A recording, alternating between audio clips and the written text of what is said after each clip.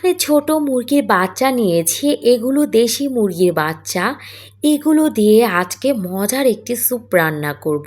Restaurant কিংবা হোটেলে সকালবেলা পরোটা বা নানের সাথে যেই স্যুপটা রান্না করা হয় সেটাই আজকে রান্না করছি। আর এই ভিডিওটা ছিল সাফানের মুসলমানের সময়।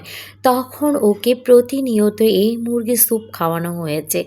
এখানে আমি পেঁয়াজটাকে লাল করে আদা রসুন আর জিরা দিয়ে সুন্দর করে মুরগির মাংসটাকে কষিয়ে নিয়েছি। ভিডিওতে বড় দেখা গেলেও এগুলো কিন্তু একদমই ছোট মুরগির বাচ্চা, তাই আমি এগুলোকে এখানে আমি দুধের সাথে বেড দিয়ে দিয়েছি, এটাকে ব্লেন্ডার করে নিব। আর পরিমাণ মতো টক দই দিয়ে দিচ্ছি।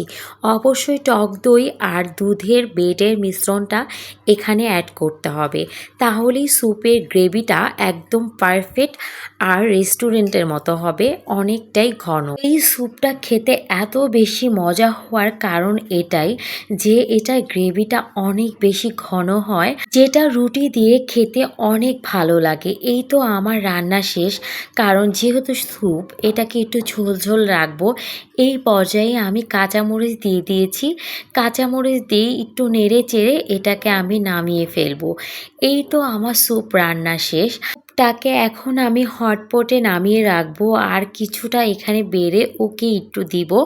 আর ওর সাথে কিন্তু আরও মানুষ ছিল, তাদেরকেও আমি খেতে দিয়েছি। আর এটা দিয়েছিলাম আমি বেড দিয়ে, যেহেতু বাসা রুটি বা নান ছিল না, তাই এটা সব থেকে মজার নান বা তুন্দুল রুটি দিয়ে। যাই হোক, তোমাদের কাছে কেমন লেগেছে কমেন্ট করে জানাবে। এটা কিন্তু খুবই মজাদার একটি খাবার, আর যেহেতু ওর মুসলমানি ছিল তখন ওর জন্য এটা পারফেক্ট একটি খাবার ছিল।